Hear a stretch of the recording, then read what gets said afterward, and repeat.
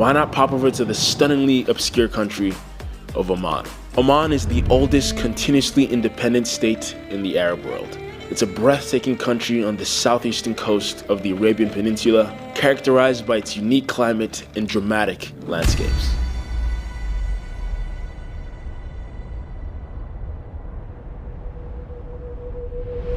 The magic started long before we even landed. The views from my airplane window seat were to die for, a short preview of the insane views to come. As soon as we landed, we were greeted with a very warm reception from the friendly locals, who Connor seemed to be drawn to. You'll soon come to realize that the Omanis are incredibly friendly. They've got a certain hospitality that makes you feel truly cared for. We saw not only cats, but camels, donkeys, and many goats. Okay, so the goal for this short 5-day trip is to truly steep ourselves in Omani culture, to swim in an oasis in the middle of the Omani desert, climb the highest dune we can find, visit the world-famous goat market in all its chaotic yet beautiful glory, and of course, ogle and marvel at the stunning architecture of the mosques. The mosques were truly insane to witness. This is the Sultan Qaboos Grand Mosque.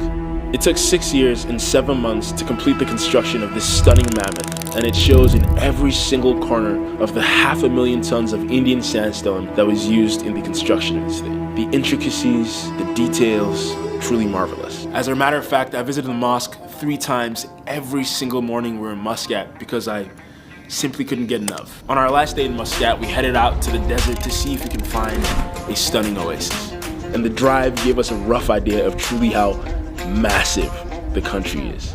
A few speeding tickets and car naps later, we arrived at Wadi Bani Khalid, and the change in the terrain caught us off guard.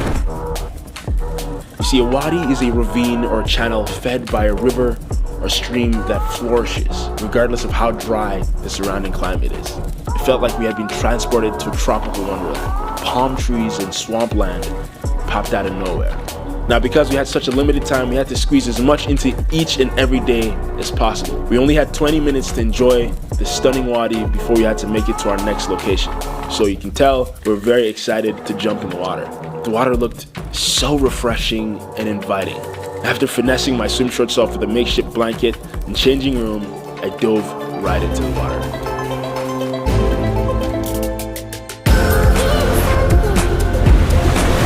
Something about being in the water just reminds you of being a little kid. We scrambled up and down the rocks, passing the camera to each other so we could enjoy cooling off by going on the water slides over and over again. It's so refreshing. Now, it's moments like this that makes a trip truly memorable. But if you can remember, we only had about 20 minutes to spare for this stop.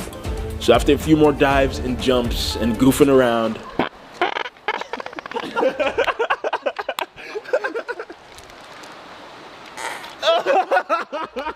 we packed up, trying to make it in time to the desert for sunset on top of one of Oman's many stunning desert dunes. The long and arduous drive here cost us another 2 speeding tickets, but we happened to make it right in time for sunset, and the views were truly worth every single penny.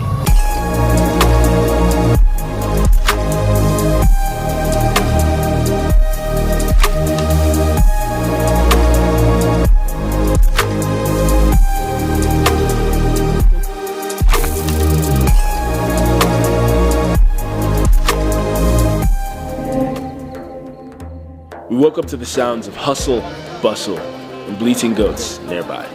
Unbeknownst to us, the hotel that we had booked was a short walk away from the Nizwa market. Every Friday morning, farmers and goat herders from all over the Al Dakhiliya region collect in this tiny square to auction off their fresh produce in the most chaotically yet beautiful manner.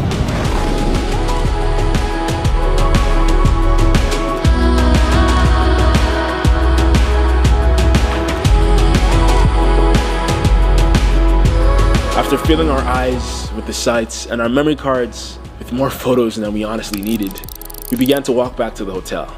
And we got stopped in our tracks as we noticed another terrifically Omani thing.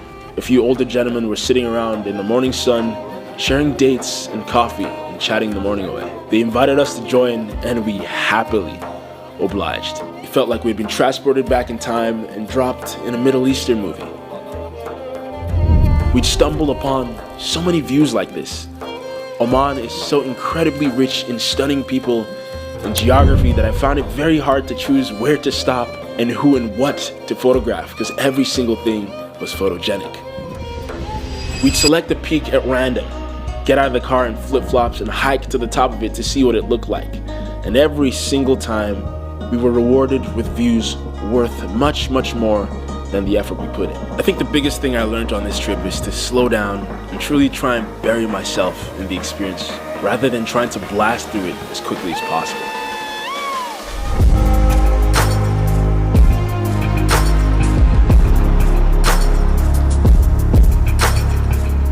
I was continuously surprised with the magnitude and sheer beauty of the views that we'd stumble upon, rather than the ones we actually sought out. We ended the trip on a vista overlooking the stunning city of Muscat as dusk began to settle over the desert. I caught myself hoping